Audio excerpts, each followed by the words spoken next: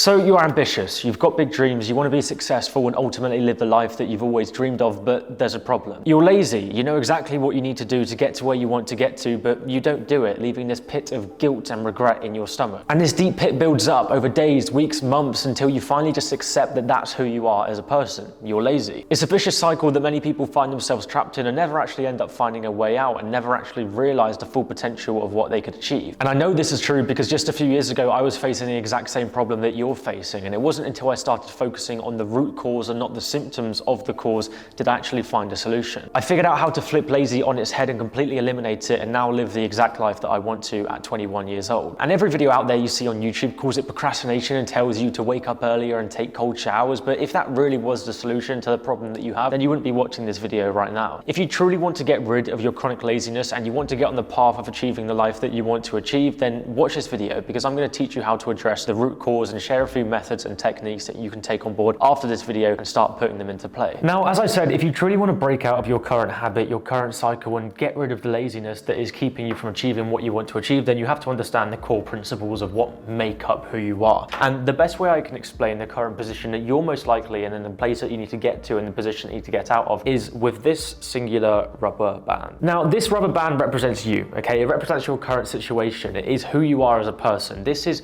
your comfort, your safety. This is what you know and you understand and you feel happy with. Now, the thing you'll notice about this rubber band is that there is no room for growth. No matter how you stretch, how hard you pull, it's always going to go back to the exact same shape that it started in. No matter how hard you try to break out of the situation that you're in, it's always going to go back. And there's a reason for that. The reason being is because you're only stretching to the extent at which you feel comfortable in. Okay, you're only trying new things, new experiences, stepping outside your comfort zone enough to the point of where you can come back exactly to where you started. Now, if you want to change the current situation that you're in, you need to break outside your comfort zone, and you can't do that by just dangling your feet over the edge. No, you need to take the full leap. You need to truly break out of your current comfort zone, because until you do that, you will always revert back to your original safe zone, because that is the place that doesn't allow for growth. It doesn't allow for adaptation. It's like a snake shedding its skin. You can't possibly grow unless you're willing to cut a piece of your old self off in order to develop into someone new. Now, that was the first realization that I had to come to in order to become someone different. I had to realize my laziness, and I had to step outside my comfort zone, literally snap my comfort zone in order to develop into someone new. And for myself, escaping my old comfort zone was literally moving out. I mean, I moved out at the age of 18, halfway across the country into a place I'd never been to before in order to experience things I'd never experienced before, but also to put myself under a certain element of pressure where I knew that I had to take action. I knew that everything was now on my shoulders, and if I wasn't the person that was willing to take action, then my life would crumble beneath me. And it's simple things such as the rent I had to pay and the food I had to buy and the bills I had to pay. That was on me. I was in control of that, and if I was not willing to take the action in order to make the money, in order to sustain myself, then I wouldn't have any of that. For you, that may be different. It may not be as extreme, but the same principle applies. You have to be willing to break outside your current comfort zone. Because being lazy a lot of the time is really just being comfortable. Very rarely will you find a person in a situation where they are uncomfortable being lazy. Those two things just do not sync together. And the second method I want to run you through that helped me basically eliminate my laziness was actually a method that I like to call the 5-minute principle. Now, when you're an ambitious person, you want to achieve a lot of shit. You want to do a lot of things and make a lot of progress, but there's a double side to every single coin. You see, for most people, when they understand that they are here and where they want to get to is here, and they know that they need to do all of this stuff in order to get there, that terrifies them. For the lazy people, that is hell. Because what this is a lot of work. It's a whole lot of upfront work that you have to put in if you want to get to there. And for the lazy person, that's not what you want to do. Now, firstly, I would recommend eliminating those lazy habits. But secondly, I would also recommend make the stuff you have to do easier to digest and consume. And this is where the 5-minute method comes into play. Now, instead of looking at tasks you have to do in such a massive overarching objective, instead split it up. Let's say, for example, that this massive task here is the entire process of building a business. Now, you know that in order to build a business, that is going to take you months, years, possibly even decades worth of work in order to get to where you are here to where you want to be here. But how can you get around that? And typically when there's so much upfront work to do, it's much more comfortable as a person to just do nothing, as per